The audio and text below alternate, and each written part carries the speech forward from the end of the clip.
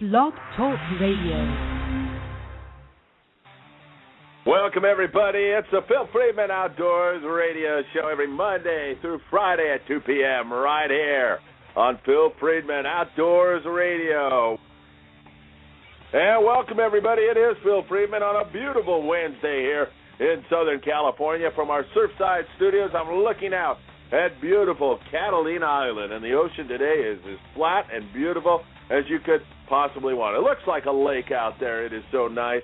And we are hoping that we're going to have some great freshwater fishing to come here for you on the show and for your immediate future. Get you out there catching lots of fish. I know one of our listeners, Andrew Deal, he also has AndrewDealOutdoors.com.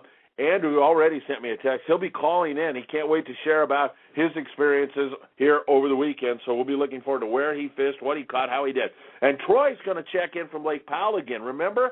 The guy that talked about the no-limit striper fishing, you can take 25 catfish in a day. You can take 20 smallmouth bass, and they encourage you to do it. They need you to do it. There's not enough feed in the lake, so we'll have all of that and more as the show goes on. But right now, we've got Colby Elliott from Santa Ana River Lakes and Corona Lake on the show with us. It's great to have you on, Colby. Welcome to Phil Friedman Outdoors Radio. Hey, thanks, Phil. Thanks for having me. Hey, great to have you on the show. You guys had a tremendous tournament up there at Santa Ana River Lakes on Saturday. In fact, I think I know the third-place winner, Colby, a guy named Gio, I believe, won that. And he already sent me a note saying what a great time he had. But why don't you first of all tell us about the results of the tournament? How did it go? Was it well attended? And I'm assuming you had some nice big fish.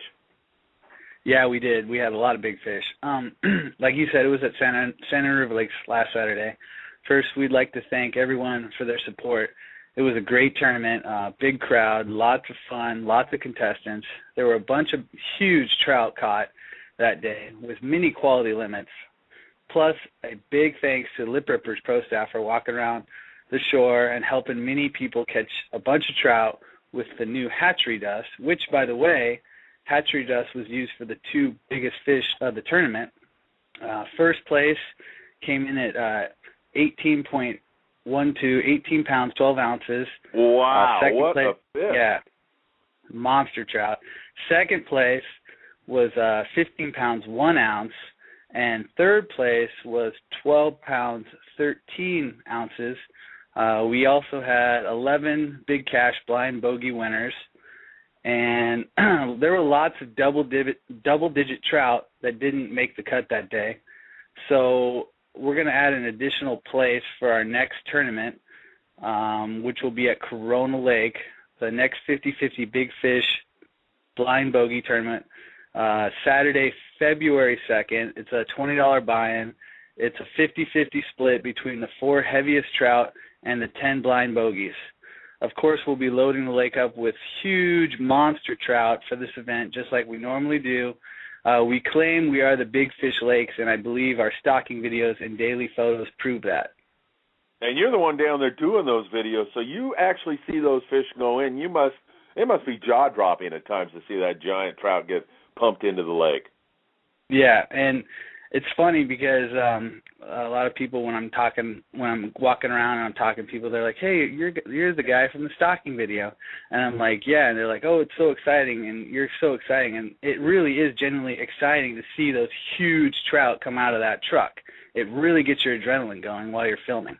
Well, for sure, because Colby, you got to know. I mean, I'm a fisherman. You're a fisherman. If I'm watching that thing, and I'm saying, that's got my name on it, man. I got a shot at a fish like that. It's a reality. It's not somebody coming on the Phil Friedman Outdoors Radio Show and saying, hey, honestly, trust me, we put big trout in there. You can see it happening. Yes. And that's the thing. There's no guessing to it. We film every stocking. We have over 250 consecutive stocking videos for everyone to see. So they can you can see with your own eyes, the huge size, quality, and quantity we put in every week. Excellent. Hey, you mentioned already, but in your estimation, how important is the Lip Rippers hatchery dust? You had the first 2 largest fish taken on the hatchery dust. Are you seeing it make a significant difference? Oh, very significant. for people to catch fish at our lakes, what they'll typically use are dough baits. The brighter colors like chartreuse and rainbow, depending on the time of day, and it's usually masked with some kind of scent. The love sauce and the new hatchery dust work very, very well. I mean, of course, you have your night crawlers, and, you know, one thing I've noticed about this season, the fish have been very aggressive, so jigs and lures have been great. I know the lip rippers, plastic jigs, and trout worms work quite well. You know, I always say there's 3 crucial tips for being more productive in catching fish at our lakes. The first one is your line. You want no more than 4-pound test, and usually with a 2-pound leader. You know, I know some guys that will use a 1-pound test. And if you're not catching fish, try different baits. You know, the fun thing about fishing is you never know what is going to happen or what will work. You may have to go through your whole arsenal to find that one thing that works for that day. And the third tip, if you're not catching fish, move. I normally tell people if they haven't got any bites in an hour, try a different spot. Sometimes, you know, you can't wait for the fish to come to you. Colby, those are great tips, and I want to make sure I got them right so everybody out there can use this. Line number 1, you like 4-pound with a 2-pound leader. Some guys use a 1-pound. Try different baits. Experiment. You never know what's going to happen. And if you're not getting a bite, move around. Try some new areas. That's correct. Those are the 3 crucial tips that I usually tell people. That is sage advice. Let's take one of your favorite lures and talk to everybody out there about how to use it, the correct methodology. How far you need to throw it. Do you let it sink out? How quickly do you wind it back? How do you set the hook? Take us through one of your favorite lures that you've seen been effective here recently, and talk to us about how to use it correctly, Colby. Normally I'll use, you know, a jig and just tie it right there on the line. I cast it out, and I slowly, as I'm reeling in, I just kind of bounce the rod up and down. You know, and when you feel that bite, you know, you want to give it the jerk, keep your rod tip up, and then just set, you know, you want to typically set your drag fairly loose. I mean, because if you're using this light line, this light tackle, you're going to want a rod that has a lot of flex in it. Like usually I use an ultralight setup. So you're going to set that drag really loose, because when you're fighting these big 20-pound trout, which, you know, I've seen these trout come in on 2-pound tests, and then they're out there fighting them for a while because, you know, they got their drag set way loose, and they're bringing in these huge trout on very light tackle. So typically throw it out, bounce the rod up and down when you get that bite, set the hook, catch the fish of your lifetime with these really light, ultralight setups. And, you know, I see that time and time again. I've seen the bigger fish attack the lures. You know, a lot of guys, from what I've seen, they'll use, you know, just like a yellow or a white jig. That's typically, you know, or yellow and white. That's typically a good jig to use out there. And just the super light line with the ultralight setups. And that usually works good for the bigger fish. And you got to think, and you know better than me, but I bet panic enters into this to some degree. I bet guys just see a huge fish and they panic. Maybe they're trying to net the fish, or during the battle itself. Once they become aware of the fact that they have a really big fish, a trophy, sometimes I bet panic can screw you up also. You want to stay calm and just do everything right, correct? That's correct.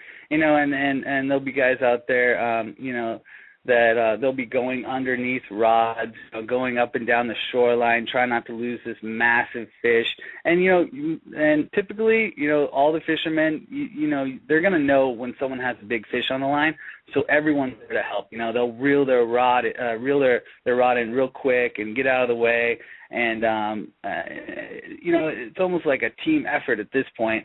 And it's really, really cool to watch. We actually have a video from our tournament that we put up on our website showing that 18-pounder caught. And you can actually see him go underneath and try to bring this big fish in. And it's really cool. Oh, that sounds great. Speaking of videos, you're encouraging people, and you have a contest with regard to shooting videos out there, right? Yeah, that's right. We're also doing a video fishing stars competition. You can submit and view video entries into our online application at our website, fishinglakes.com. You know, it's funny. Every time someone submits a video, I get an email, and I go and watch it, and I'm blown away by all the creativity put into some of these videos. It's really turned out to be a fun competition. On April 1st, we're going to select the 20 best videos to be one of the Fishing Video All-Stars, and we're going to keep the 20 in the application in no particular order for everyone to view and vote on. These 20 selected best videos will be the ones everyone will be voting on to pick the best 5 videos. All video entries must be in by March 31st, I believe. The voting will start April 1st and it ends April 30th. But during the voting period, the 20 Fishing Video All-Stars, those with the videos selected as one of the top 20, will be invited to a big trout competition at Corona Lake on Saturday, April 20th. Not only will they be competing for your votes on their videos, but they'll also be competing against each other to catch the largest trout for that day on the competition. So it's really, really cool. And we got a lot of prizes we're giving away. It sounds like a great tournament. Hey, Colby, I'm a guy or a mom for that matter, and I'm listening to the Phil Friedman Outdoors Radio Show. I'm listening to you. I'm getting kind of excited about this. I'm thinking about getting my kids out into nature and letting them experience that first tug at their fishing line, but I just don't have the expertise to do it. I really don't know how to do it. Are there people there, and you mentioned the guys from Lip Rippers walking around, but at Santa Ana River Lakes, at Corona, will somebody come around and help me out, or if I come up to the bait shop, is there somebody that will give me a hand? Yeah, definitely. Our staff, they're more than willing to help you out. We have lake guides. I walk around. We have lake guide Eddie. He walks around. He's a really great fisherman. Knows all the tips and tricks. We'll help you out, whatever you need. If you need some advice, some bait. We carry bait and tackle on us, and anything you need, we'll help you out. We'll even, if you have fish already, we'll even take your picture and put it up on our Facebook page.